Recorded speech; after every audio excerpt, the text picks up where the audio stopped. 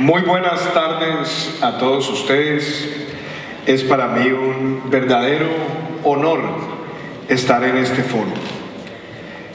Hoy escuchaba yo que los temas centrales eran innovación, economía circular. Y debo empezar por decir algo. ¿Cuáles son los retos que tenemos en el mundo de hoy? ¿Cuáles son esos retos sociales, económicos, ambientales que van a definir el futuro de nuestros países? Y por eso quiero empezar por algo que a veces se nos olvida, y es que hay cosas que sabemos que conocemos, cosas que sabemos que desconocemos y cosas que no sabemos que desconocemos. Una de esas cosas que no sabemos que desconocemos es el tema que yo les quiero traer hoy, la economía naranja.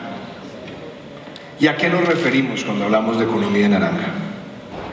Nos referimos a esos sectores de la economía que para muchos son triviales o que no son lo suficientemente vigorosos, pero no saben en realidad lo que hay detrás. La economía naranja reúne 4 grandes bloques.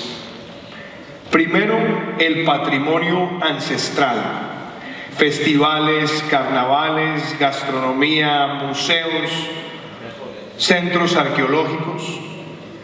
Tenemos también las artes, donde están las artes visuales, pintura, escultura, fotografía. Tenemos las artes escénicas, teatro, danza, títeres, zarzuela, ópera. Tenemos los medios, radio, cine, televisión, medios digitales, y tenemos las creaciones funcionales, donde está la publicidad, donde está la arquitectura, donde está el diseño de joyas, donde está la juguetería. Todos esos sectores, esos 4 grandes sectores, en un país como Colombia, son más grandes que el aporte del café a la economía y más grandes que el aporte de la minería a la economía. Representan en nuestro país el 3.4% del PIB. Generan más de 1 millón de empleos entre directos e indirectos. Y no sabemos que desconocemos ese tipo de cifras tan contundentes. Ese sector, donde está la cultura, la tecnología, la propiedad intelectual, y además es una industria limpia, es la que creo yo va a ser una de las grandes fuerzas económicas de nuestro país para los años que vienen. Esa economía naranja, que para muchos pasa desapercibida, tiene cifras y comparaciones que lo dicen todo. Por ejemplo, la famosa represa de las 3 Gargantas en China, el proyecto hidroeléctrico más ambicioso que se haya creado en el mundo, que fue concebido hacia 1980 y que entró en pleno funcionamiento en el año 2012, tuvo un costo de $25.000 millones. Y en el mismo periodo, los 10 principales musicales de Broadway vendieron en boletería y mercadeo $27.000 millones. $2.000 millones más que el proyecto hidroeléctrico más ambicioso que conozca la humanidad. La apuesta que nosotros queremos hacerle al futuro de Colombia tiene que ver con la cultura. Y la cultura vinculada a la propiedad intelectual, a la tecnología y a la capacidad de transmitir conocimientos rápidos, para mí tiene que ser uno de los nuevos fundamentos de la construcción de la paz en nuestro país. Porque una sociedad donde los niños crecen con amor por la cultura, por la música, por la danza, es una sociedad que tiene edificado un mayor antídoto contra cualquier forma de violencia. Y ese va a ser uno de los pilares de ese país que vamos a construir en los próximos 4 años, basado en 7 ideas contundentes. ¿Qué necesitamos para que esa economía naranja crezca y se convierta en el futuro de Colombia? 7 ideas. La primera, información. Necesitamos medir bien el poder de estos sectores para saber cuántas empresas se crean, cuántas mueren, por qué mueren, dónde exportan, cuánto exportan, cuántas personas se emplean. Necesitamos que esa información sea la base para tomar las mejores decisiones de política pública, porque estos sectores han crecido casi que de manera silvestre, sin contar con un ecosistema de políticas públicas, de emprendimiento. Esa información tiene que ir de la mano con la segunda I, las instituciones. ¿Cómo vamos a defender la propiedad intelectual? ¿Cómo vamos a garantizar que la propiedad intelectual se pueda transar y que tengamos los mecanismos para registrarla y poderla manejar globalmente? ¿Cómo vamos a hacer para que haya instituciones públicas, privadas y público-privadas, entre ellas con el apoyo de mecanismos de mecenazgo, donde las empresas puedan constituir y avalar el concepto de responsabilidad cultural empresarial? Que las empresas que apadrinen el sector cultural sean empresas que tengan descuentos tributarios, que tengan mecanismos además para darse a reconocer en la sociedad. La tercera es la infraestructura. Porque tenemos jóvenes con todo el talento en las zonas más apartadas de nuestro país.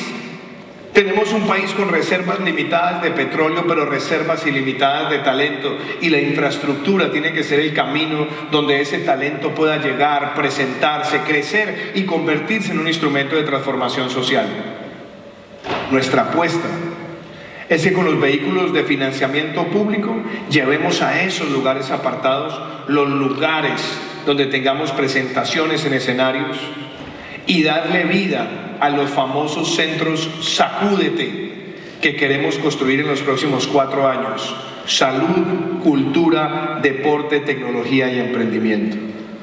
Esa es la infraestructura que nos va a permitir que se encuentren nuestros artistas y que ellos mismos construyan de manera creíble y sostenible esas oportunidades para que haya más bandas de música, para que tengamos más compañías de danza. Y ahí tendremos un transformador social en Colombia. La cuarta I tiene que ser la industria. ¿Cómo vamos a hacer para identificar el talento desde edad temprana? Y allí es donde hemos fallado muchas veces en el sistema educativo. Tenemos que encontrar desde las etapas primarias de la formación cuáles son esas habilidades y nutrirlas, darles capacidad de desarrollar para que los jóvenes cuando se gradúen ya tengan predefinido, según su talento, un espacio para hacer de ese talento una fuente de riqueza.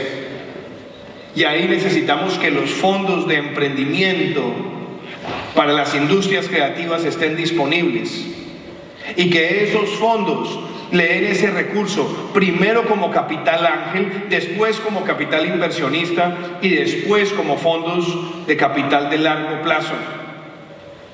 Que la formación empresarial también permita que se conecten profesiones tradicionales con esa economía naranja, que los administradores de empresas, los abogados, los ingenieros industriales se encuentren con esos artistas para que esos emprendimientos tengan la posibilidad sobre la conexión de habilidades y talento progresar. La quinta I, la integración.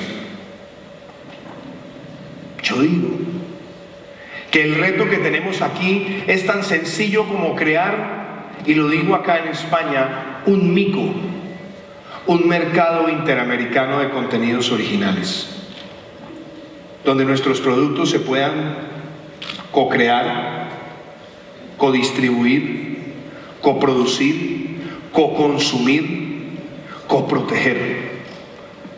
Y eso nos permite que rompamos fronteras, porque si tenemos esa coproducción como eje central de esa innovación cultural, el producto que se transa en un país es considerado también del país donde están todos los coproductores. Si es una coproducción colombo-española, es un producto español y es un producto colombiano. Y lo puede ser de cualquier otro país de América Latina, y eso facilita que tengamos más héroes. Y héroes que están en la industria cinematográfica, en la industria musical, que están también en las compañías de danza y de teatro. La sexta I es inclusión. Esto no se trata solamente de promover el emprendimiento, sino también de entender que la cultura es un mecanismo para cerrar brechas sociales. Y ahí es donde me gusta referirme a dos anécdotas. Federico García Lorca, el famoso poeta español, fue a inaugurar la biblioteca de su pueblo natal, Fuentevaqueros, y dijo: si yo tuviera hambre, pediría medio pan y un libro, porque no hay peor hambre que el hambre de conocimiento que no se puede saciar. Si permitimos que ese conocimiento sea inclusivo, incluyente, tendremos una sociedad donde las oportunidades no solamente van fluyendo, sino que la generación de empleo cultural se convierte también en una avenida donde el talento se multiplica a través de la propiedad intelectual, generando ingresos.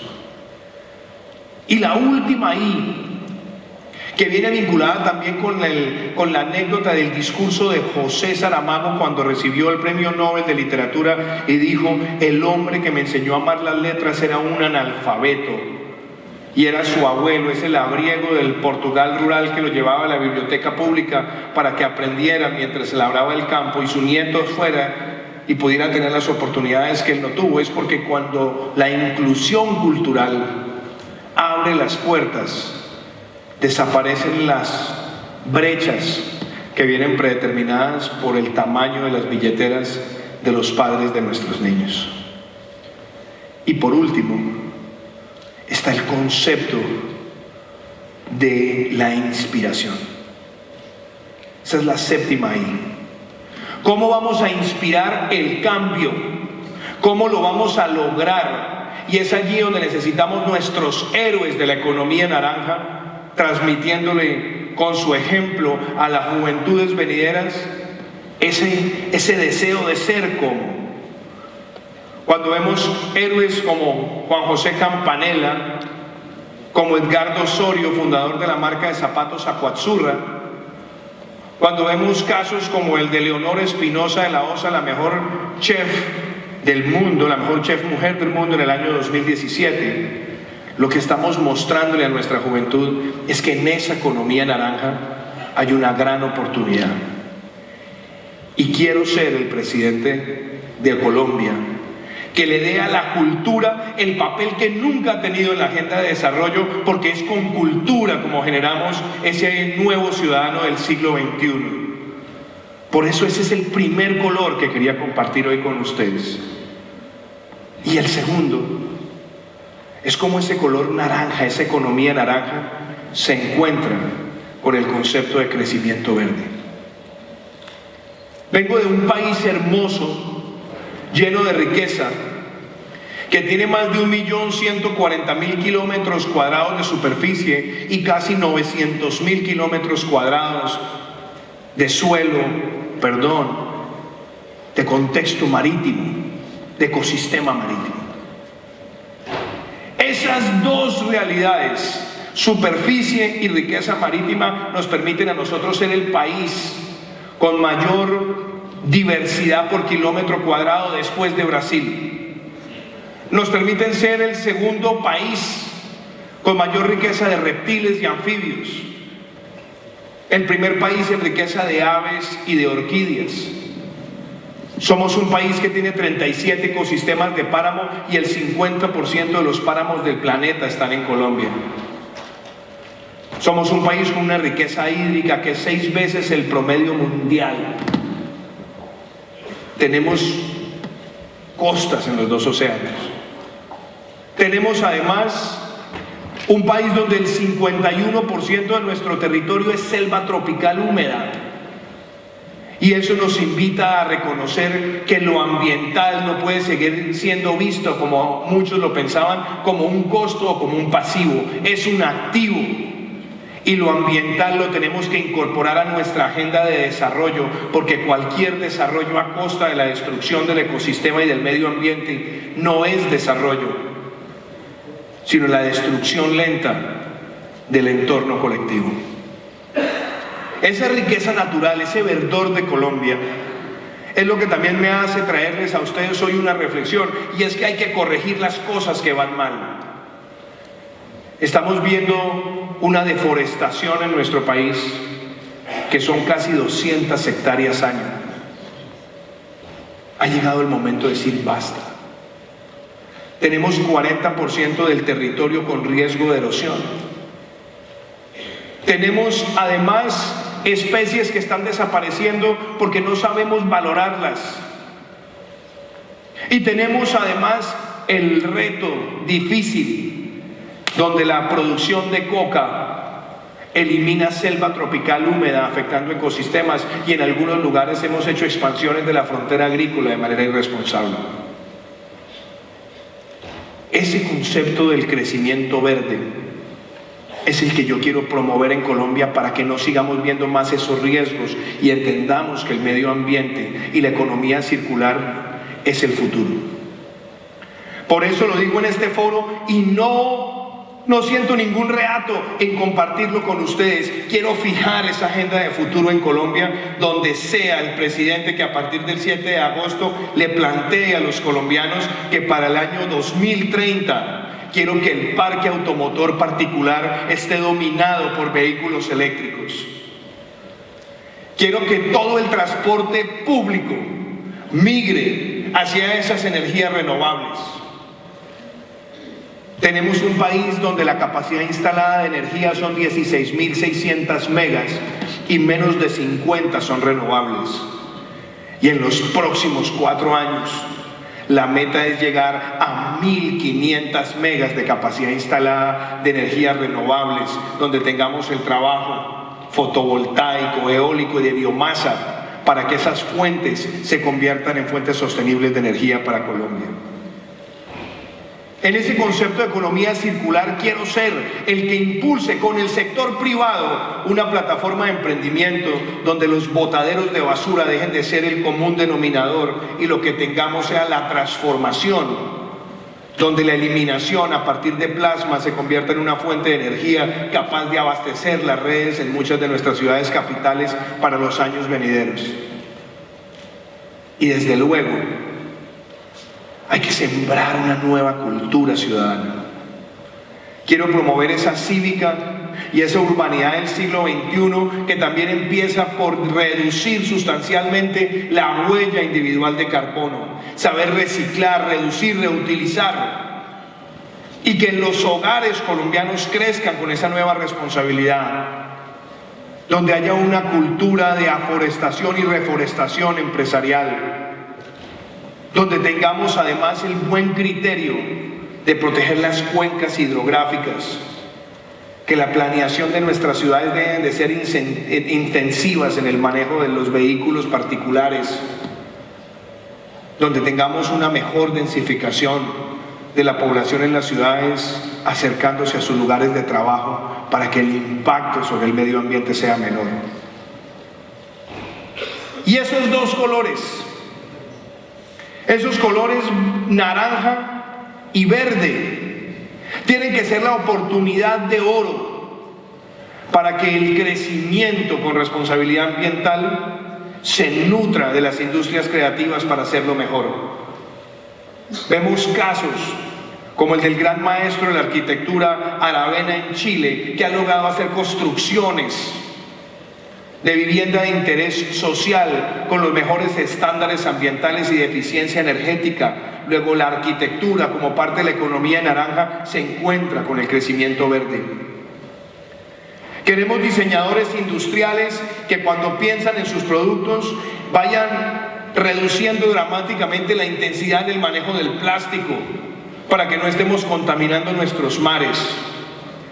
Tenemos que ser capaces de utilizar la publicidad como un vehículo de transmisión de conocimiento para que nuestros hijos tengan la capacidad de ser también más responsables y más conscientes de lo que afecta a los ecosistemas.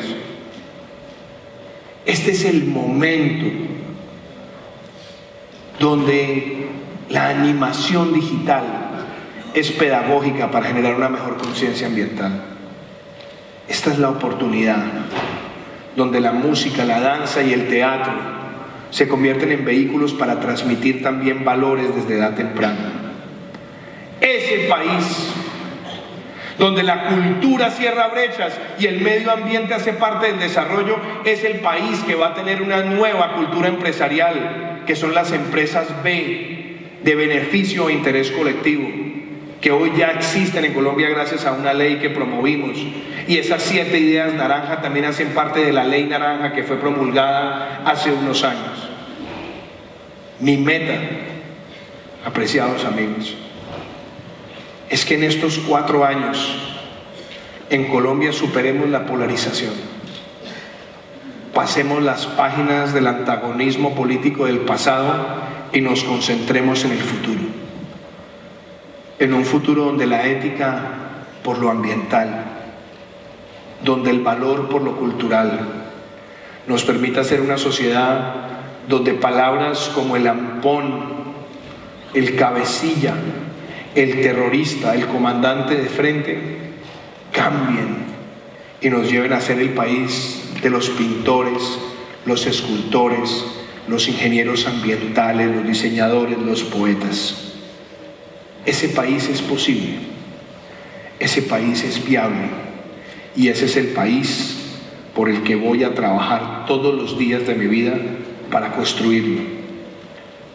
El 17 de junio recibí el honor más grande de mi vida y es haber recibido la votación más alta en la historia de mi país.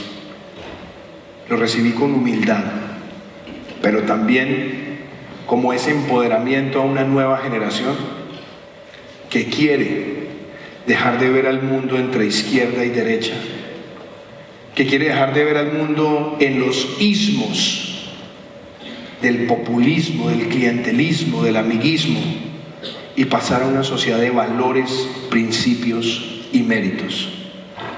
Y esa es la Colombia por la que voy a trabajar y la que los invito a visitar, porque esa es la Colombia que espero compartir con ustedes en el 2022. Muchísimas gracias.